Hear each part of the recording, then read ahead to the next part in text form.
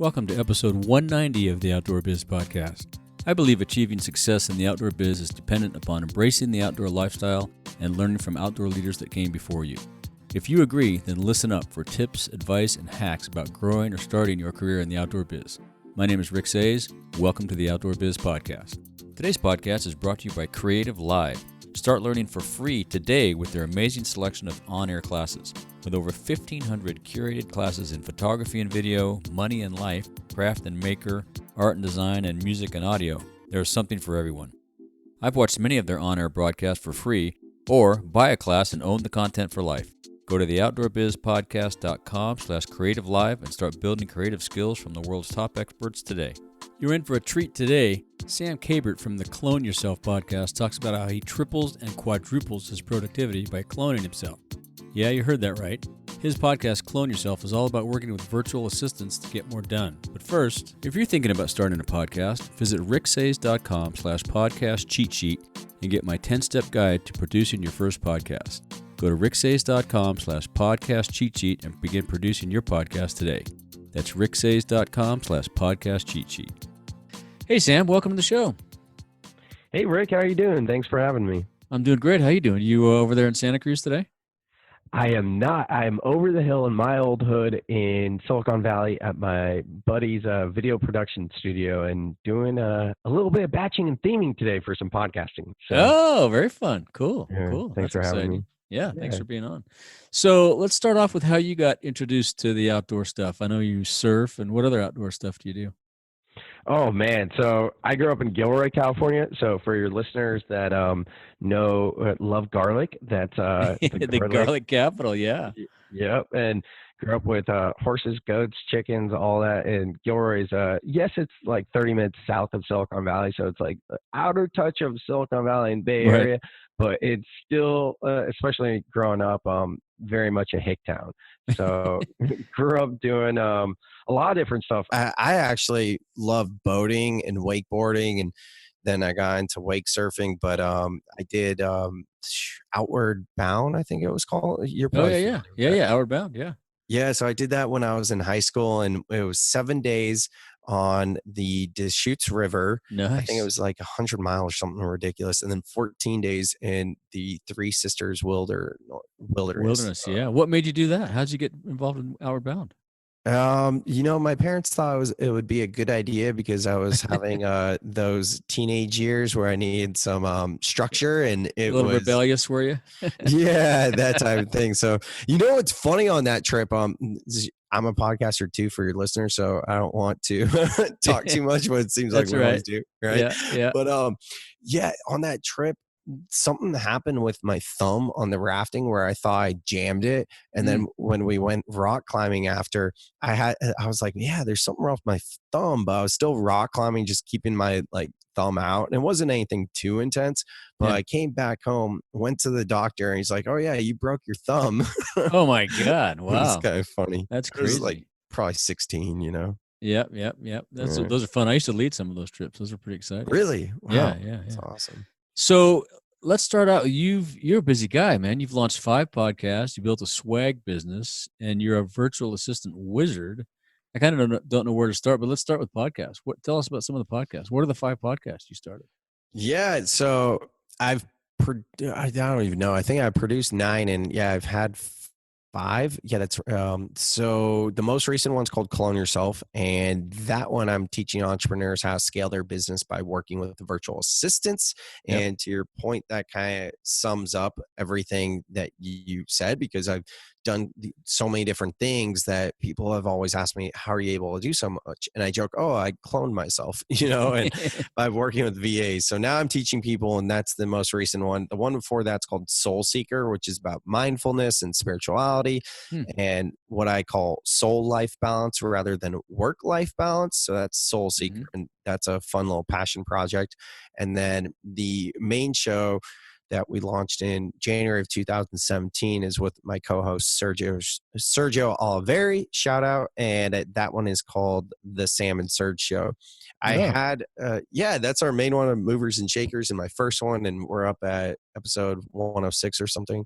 Nice. And And then I had one called Mojo Mondays about motivation, and I moved it seasonal. And then what most podcasters probably do after seasonal, you end up not really bringing it back. I think I did 4 seasons, and I kind of moved on from that one. And then I had a marketing one called Brand Hero that I moved on from as well. I think I did 50 on that one. What do you guys talk about on the Sam and Serge Show? Yeah, so we'd like to call that a movers and shakers show in Silicon Valley. The original name was What Up Silicon Valley, and then we rebranded the podcast name What Up Silicon Valley to Media Network, and then we brought on some friends, and that's where the other 4 podcasts came into play. I helped produce Friends podcast on our Media Network. So yeah. Wow, very cool. And what about the swag business? Are you still doing that?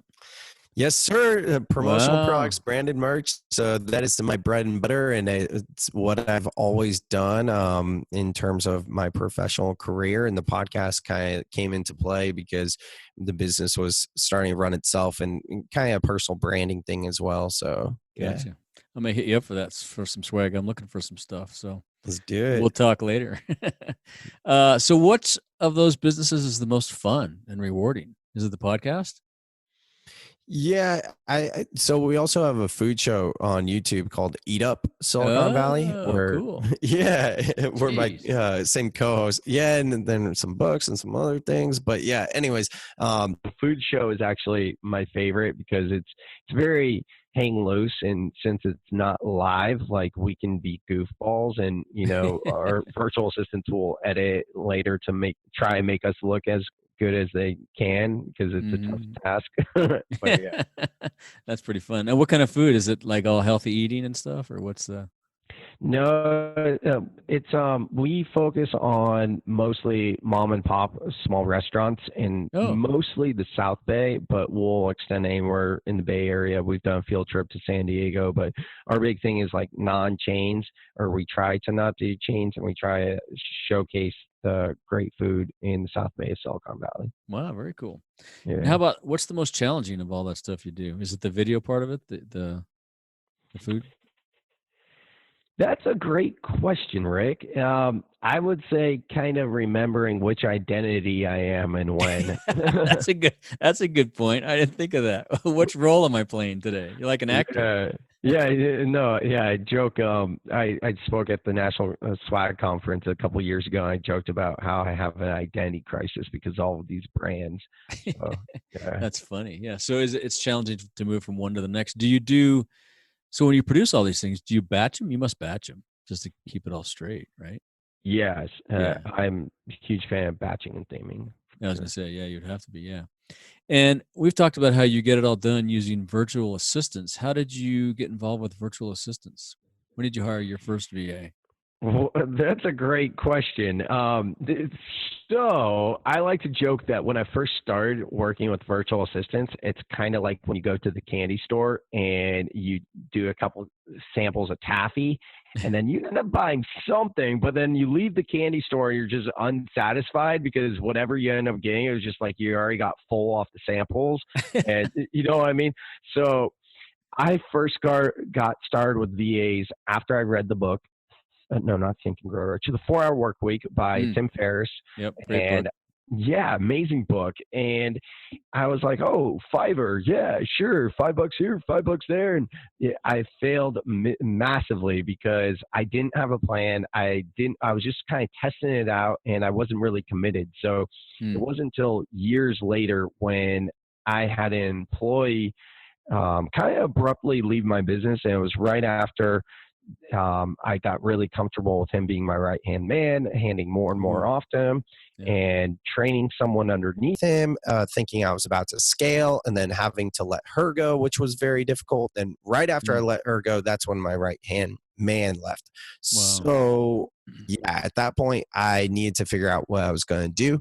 I was already starting to work with VAs a lot more because it was the beginning of my content marketing journey, and I needed VAs to help with building new logos, brands, websites, podcast editing, scheduling, all kinds of stuff. So I was like, you know what? I think it's time for me to make a shift to a VA-based business model.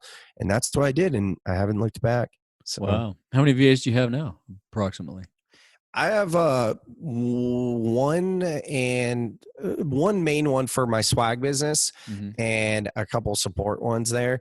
And then for all my content, 5 main ones, but maybe up to 10. So I like to say probably around 12 people on the team. And it's less than the price of having just the one employee I had before. And Yeah, it's I'll not bet. about the money, but people want to know. So you can see I have all these specialists working in a specific area of Mm-hmm. business rather than having an employee that's a jack of all trades. So, Right. And you talk about you've brought them on and you mentioned part of your team. So you kind of treat them as employees, right?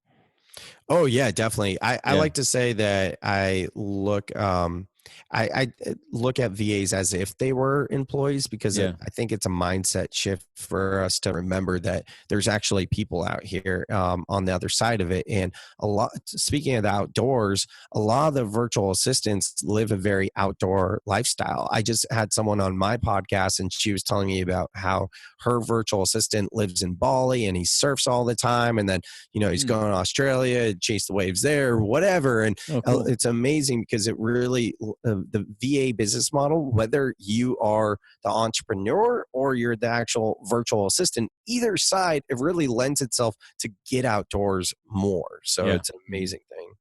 Well, yeah, and they don't work they may work a full-time job, but they work part-time for you and part-time for somebody else. So it gives them a lot of free time to do all that outdoor stuff. Yeah, that's awesome. Totally. Yeah. And so if listeners are completely new to working with VAs, where do you think they should start? What do you suggest? Oh, my podcast, and no shame there. It's called Clone Yourself, but That's where I started. I listened to just to give you a plug. I listened on the way back from that event we went to in Vegas. I listened to the first, gosh, I think it was 10 episodes on my 5-hour drive home. So thank you for that. well, thank you for listening. And you can tell the listeners what you thought because I tried to make it strategic in guiding you from step one to, hiring your first VA in the first 10 episodes for sure. Yeah. Yeah. And you did a good job of that. I think you did a good job of, starting from the very beginning and talk about what VAs are and how they work to how to get your first one going. And like we talked about earlier before we hit the record button, I'm working with my first VA this week. So I've started the journey. Love it. Yeah. Love it, Rick.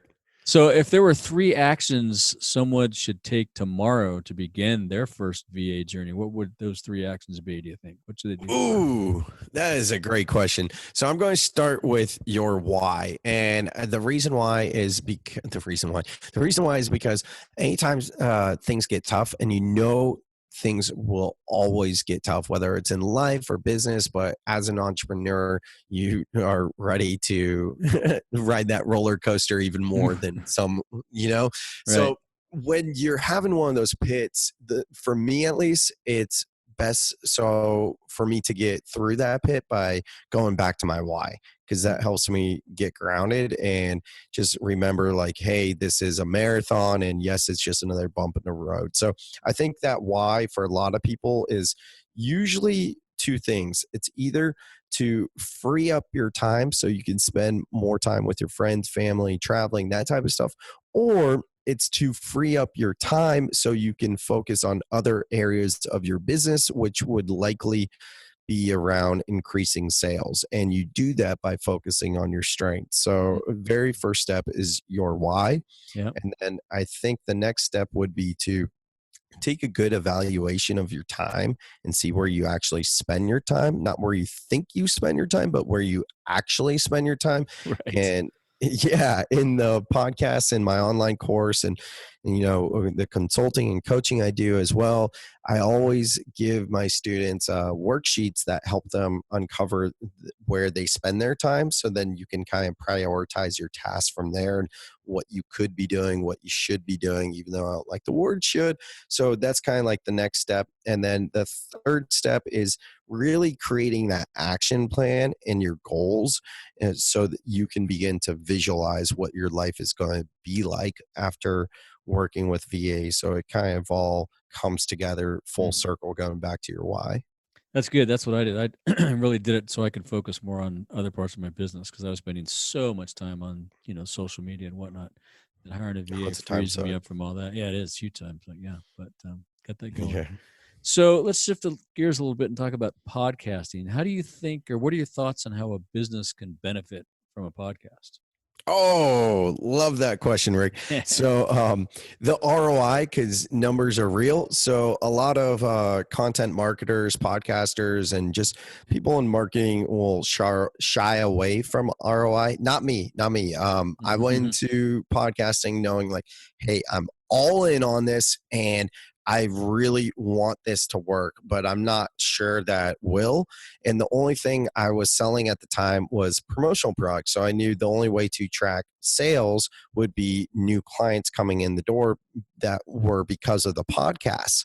So for the first 18 months, I tracked all of my expenses, whether it be gear, conferences I attended to learn how to podcast.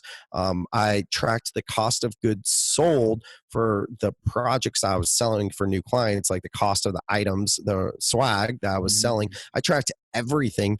And after 18 months, I was up $60,000 net, not revenue, net profit. Wow. So Yeah. I was like, you know what?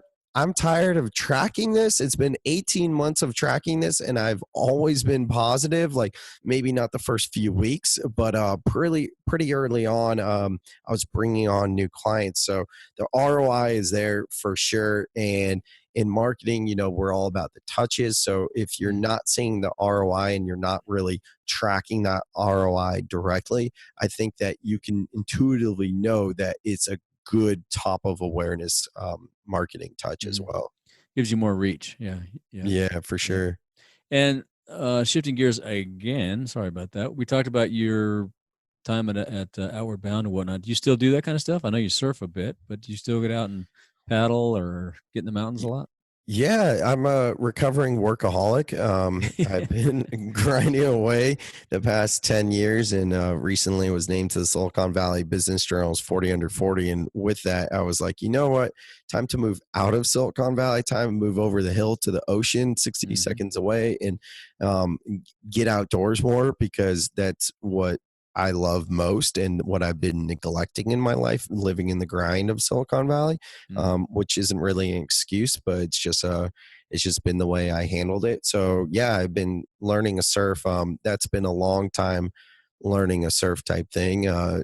From what I hear, you'll never really be a surfer until like after 10 years or whatever. So, yeah, doing that, stand up paddleboarding in the ocean. Love doing that. Need to be doing some camping soon. Went to Yosemite recently. That was amazing. But it's just so nice to be out in Santa Cruz where there's just so much nature to explore for sure. Yeah, it's beautiful there. I lived there for a while, about a couple years. Yeah. Yeah, we lived in the same hood, right? Yeah, same neighborhood. Yeah, I was helping. We were bringing Montbell to the U.S. Montbell's a Japanese brand for people that might not know. The outdoor folks all know. And I was part of the group that brought them to the U.S. back in the late 80s. And it was headquartered in Santa Cruz. Great spot. That's awesome. Super fun. Yeah. How about some daily routines? Do you have a daily routine to keep your sanity? You meditate, get a lot of exercise. You walk the dog, or what are your routines? All of it.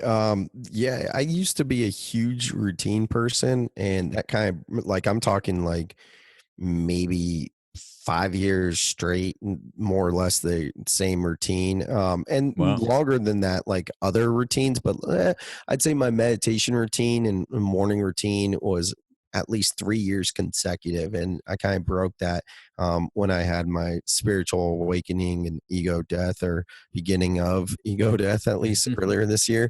Now my morning routine is, and just my routine in general has been less routine because it's part of this whole approach to soul life balance and trying to be in the moment rather than really be the creature of habit that I was before.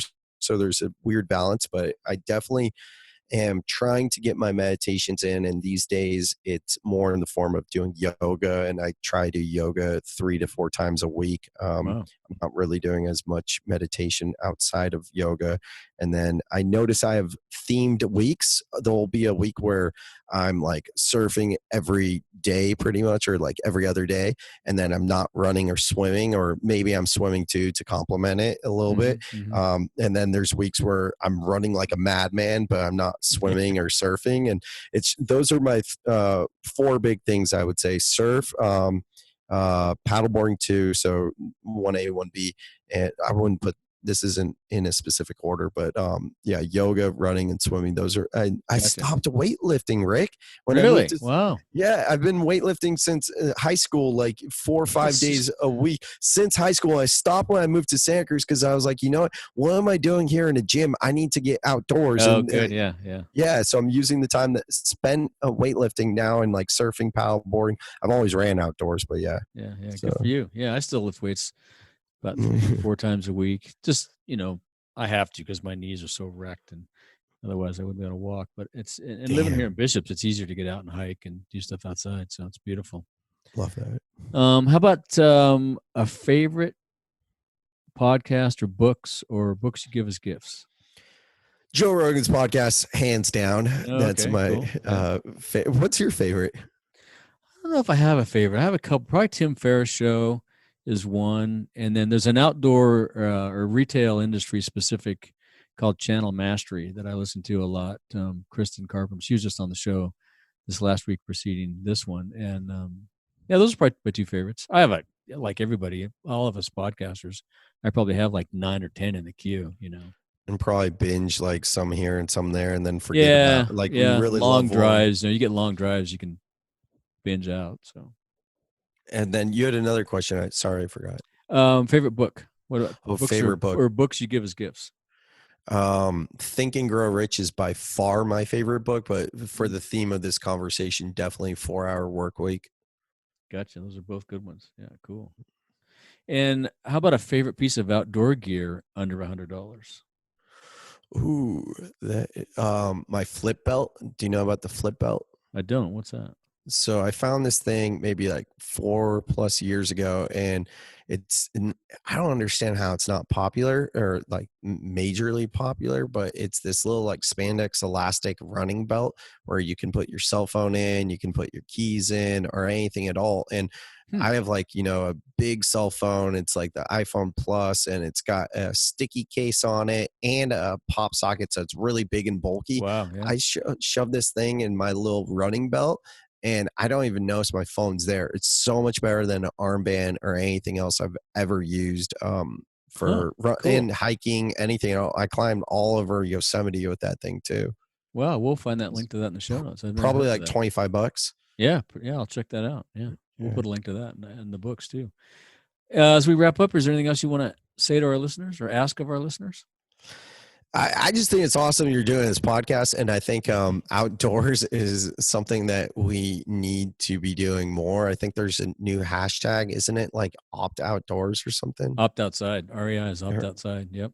Yeah, exactly. So, and I think these days, especially with the emergence of technology, I think whether it's just a simple walk on your lunch break during the business day, or it's a full on camping retreat or anything, I just think it's awesome. So yeah, that's good advice. Yeah. And if people want to reach out to you, how can they find you? What's the best way? Your website, podcast? Yeah, I have a bazillion websites, but you could go to SwagSam, SWAGSAM, SwagSam.com, and all my contact info is there. Most of my projects is there. Cool. Yeah, there you go. And what was the VA podcast again? It's Clone Yourself. Clone Yourself. That's right. I should know that. Clone Yourself. We'll link to that too. That's a good one. Like I said, those first 10 episodes were awesome. So thanks for that. You got it. Thanks for listening. Well, thanks for being on the show, man. It's been great catching up. Thanks for having me, Rick. Yeah, and I'll see you sometime in the next few months, I'm sure. Sounds good, buddy. All right, man. Take it easy. Cool. You too. Bye. If you want more of the Outdoor Biz Podcast, you can subscribe on Apple Podcasts, Google Podcasts, Stitcher, Spotify, or wherever you get your podcasts. Be sure to go to theoutdoorbizpodcast.com where you find all the episodes, show notes, and much, much more. Until next time, be sure to make time to get outside.